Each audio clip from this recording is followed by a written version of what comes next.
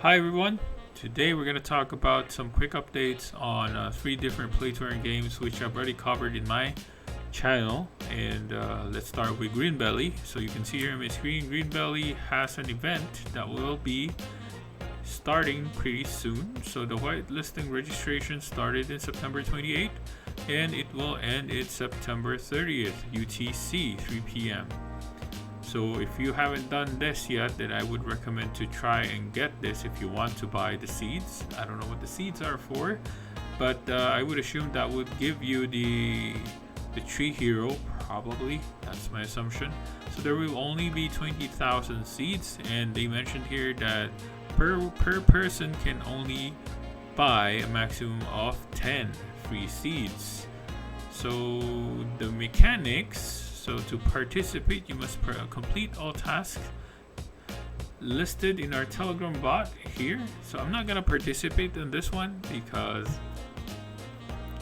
with the amount of money that you need to stake here, I don't think I'll be able to make the top 10,000 list, let alone the top 15,000 list. But that's just how it is. So if you have extra money, you can actually do the staking, which is well worth it. But we'll get to that in a bit. So here are the list of requirements that they need you to do.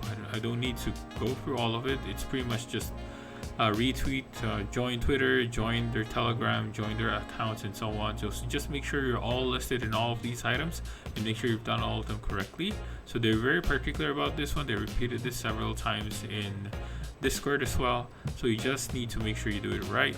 Then they will only accept one account. If you have duplicate accounts, then your accounts will be deleted. So each account can buy up to 10 seeds. Then they will select 15,000 whitelist winners.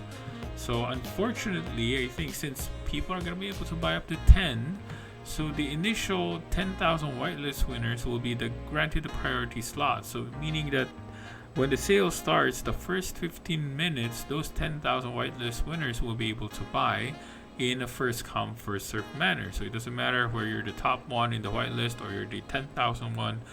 Both of you, any one of you, will be trying to purchase those seeds. So I don't know if this is a good way to do it, but having each and every one be able to purchase 10 seeds, that would be, I don't know, that for me that's not a bit of a fair approach, because you're asking everyone to do these types of activities. You're asking them to stake their GRB tokens, but then you're not exactly giving them the capacity to at least buy 1 or 2 seeds. I would have limited it to maybe 2 seeds per person, since you only have 20k in total. Pretty much everyone here would be trying to buy at least 10 if they have the budget. Most of them will. So by the time that this first 15 minutes, I would assume everything will be sold out. So the other 15k, the other 5,000 people who are part of the whitelist will no longer be able to buy. So I don't think this will even go to the public, which is unfortunate. So I guess, but this, that's how it is. So if you really want to get into it, then you better dedicate and set aside some money that you can stake for the whitelist. So that's the mechanics. So if you're excited, you want to join in, then I suggest you do it now. You still have pretty much an entire day to actually do this activity. So good luck. And on the bright side, if we're gonna look at the website, right? So last time I checked, I think it was a day or two ago, the APR for the liquidity pool was over 1,000. Same for GRBE. But then again, it dropped because of the amount of TVL. So the TVL right now is already 1.4 million, and last time I checked it was around, I think, 800 or 900k. So this is, I think, a reasonable drop for the APR. But still, overall, this is a very, very good APR for both of these. So if you have spare money that you think you can use, I would, not financial advice, but I would probably stake it here. I did stake some money here, but I had to take it out because I needed to do something else with that money, so I had to take it out. Unfortunately, I lost a bit because at that time the price for GRB was it dropped to around 0.09. I wish I just held, because it went back to 0.12 today, which is kind of annoying. But yeah, so that's the update for Green Beli. So if you want to join in the whitelist, then sure, go ahead. I'll drop in the link for the Medium post that I have here so you can see the mechanics. Number 2, Chumbi Valley. So they have a quick update right now. Let's go through it. So the light paper was updated mainly because of these changes. So the Chumbi Token Airdrop. So initially they were planning to do an IDO, which was actually listed in their original token, original light paper. It is listed down here, right here. So it's Chumbi token sales. So this is where they plan to do the IDO, but they decided to not do that anymore. So they're gonna do the 4.8 million tokens as airdrop. Now they don't have the mechanics yet, but definitely this one I think I will participate. I just want to see what the requirements are. Shrine of Giving, so they're gonna change this a bit. Now they mentioned here that they consulted with their legal team with the initial proposal for having stable coins be used for their I guess Shrine of Giving activity, because they mentioned it here. I did look into it back again because I wanted to make sure what exactly was the difference before. So they're gonna tie up with Anchor Protocol, and they were looking into stable coins for the APY staking for this play to save activity. But it seems like their legal team mentioned that it's not a good suggestion to do this early. So what they're gonna do, I think they're gonna start once they started doing the airdrops, you can start staking your money, your Chumbi tokens to the staking pool. So I don't know when they're gonna be able to level up, when we're gonna be able to level up the Chumbi's happiness, so we can have our Chumbi, if we already have our Chumbi, because they're gonna have their pre-sale also, which they haven't mentioned when yet. But it is listed in their plans, right? So their Chumbi NFT pre-sale will most likely happen first before the Chumbi token sale will happen. Then they also mentioned the Chumbi and Lucky Star buy and burn program. Now they already did mention this in the original light paper about the burning process for these two items. So they already made that and clear in their light paper, but here I think they're adding another way to do buy and burn. So they will have a type of treasury that will collect contributions using that money, I guess, to purchase and burn those Chumbi tokens and Lucky Star tokens from secondary markets. At least as early as now, they're already planning on how to balance and manage the distribution and burning of their tokens, which is fantastic. That's why I'm really excited for this game, because the devs are really, they're really planning everything out. So hopefully in terms of execution, they'll be able to do it properly. So what's next for Chumbi Valley? So they already did their private sale. So they mentioned here they were oversubscribed and they were overwhelmed, and I'm really happy for that.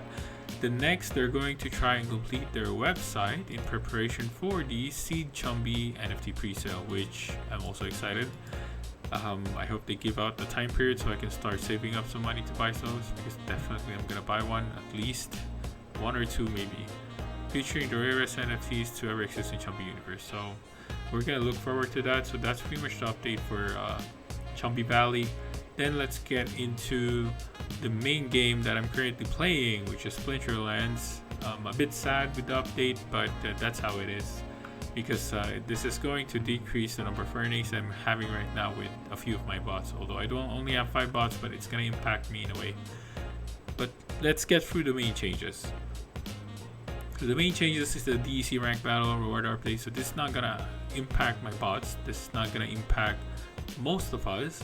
This is only going to impact those players who tend to go to, let's say, bronze 1, right? Then they're going to stay in bronze 1 and try to get that leaderboard score, which is going to give them extra DEC rewards once the season ends.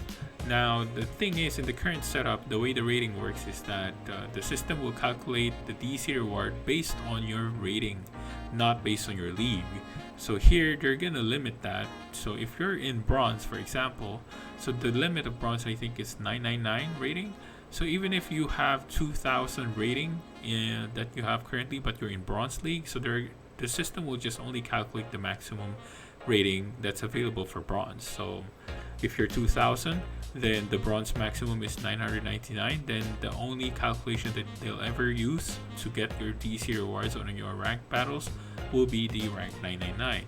That is good because that will properly distribute the amount of DC earnings that a typical bronze player should be getting in the first place. So that's a good change for me. I think that's a great direction for them. The next is, they also mentioned here that SPS rewards will soon be added for ranked battles. I would assume this will happen when Chaos Legion happens, maybe, but we'll see. So this is something I'll be looking forward to, because DC and the SPS is like double the earnings, right? But the question is, how much SPS are you going to be able to get? And we don't know that, so that's part we're going to look forward to. So this is the meat and potato, I would say, would be the most impactful in terms of changes for bronze players. And maybe for newbies, yes, it's going to impact you a bit. And for bot players, definitely will impact you a lot. So this is going to be effective September 30, after the season ends, which is later today. So what's going to happen is, the loot chest that you're going to be getting after this season, for anyone in bronze, the card percentage will drop. So for bronze 3 novice, it's going to be 10%, bronze 2 20, bronze 1 30, then at silver and up, you will go back to the normal, which is the current one, which is 50%, 25%, and 25% for potions. Now, the main change that they also did is that they're going to remove the DEC rewards from the loot chest for the bronze level. They're going to put in the credits, which in my perspective is not a bad option, because credits you can use to also rent, which is what we normally do as bronze players. Technically free to play bronze players now. But you can also use credits to buy packs. You can also use credits to buy cards. So pretty much it's the same feature, right? The only difference is that DEC will have more value in the long run compared to credits, because credits will be just what the dollar value is. So at the end of the day, we're still good. I think for me, it's still safe. It's still a good approach, and this is a very definitely good change for the entire economy of the system. So I think that's pretty much the main changes. And I think they also mentioned something here, which is, I think it's a good important point that would reiterated to those players who come into the game just to see, we're looking to earn from games, right? So to the point from Splinterland's perspective is that they're saying, we're not just, we don't want to just give away money, for example. We want you to get invested into the game, love the game, play the game, and rank up, do your best, and something like that. Because what's happening currently is that people will just buy spell books, and for bots especially, you just play it, stay in bronze 3, that's it, and get the loot chest, get the rewards, and what's happening there is that with the current reward rates that they're giving, they're getting a lot of cards, a ton of free cards that can be exploited in a way, right? Because the investment of getting into the game is just $10, and from that $10 you can just exploit that feature, right? Stay in bronze 3, get that quest, get the loot chest from season end, then you can make maybe 1 to 10 accounts. You can do that. Then in a way, you've invested like this small amount of money, $100, then you can start earning quite a bit, enough to get that $100 within the same season. That's possible. That's what they're trying to avoid. That's why they've reduced the rewards for bronze levels, because the entry to earn is too much. It's too easy for everyone. They want this to be something like they need you to commit to the game. Like once you reach silver, it's already a good perspective that you're really invested right now at that point. So I would recommend that when you're gonna try into the game, when you're gonna try to play into this game, don't just invest like $10 for your spellbook. Also look into you might need to spend at least $100 just to get a decent set of cards that you can use up until silver, right? $50 is very limited, Like it's gonna limit you maybe to just a specific splinter, but you don't even have neutral cards for that. So $100 I think would be the best investment once you start playing into this game. And you can also watch the video in YouTube's like I think the YouTuber is called Splinter Guides, a Splinterland guide. He made a number of videos on a specific budget, like $50 for every splinter. So I think that would be a good starting point for you if you want to try to get invested into the game and start getting ranked up to silver and up, right? So yeah, I think that's about it. And I think the change overall is very good for the economy of the game. And if you really enjoy Splinterlands, then invest a bit and you'll earn in return. So yeah, that's about it, guys. That's the update. And if I see any more updates with other games, I'm also trying to look into other play to earn games that already exist, hopefully, so I can at least show you a gameplay that can be, that you can also try and enjoy yourself as well. But we'll see. I'm gonna try and look into the other games. There's so many out there. It's just so hard to filter off which ones are good, which ones are quick flip scam games. And I don't want to get into those. I just want to look into the ones that are more legit, that are more, that makes me a bit more confident to share in my channel. So with that, guys, thank you for watching again the video, and hope to see you again in the future videos, and have a nice day again.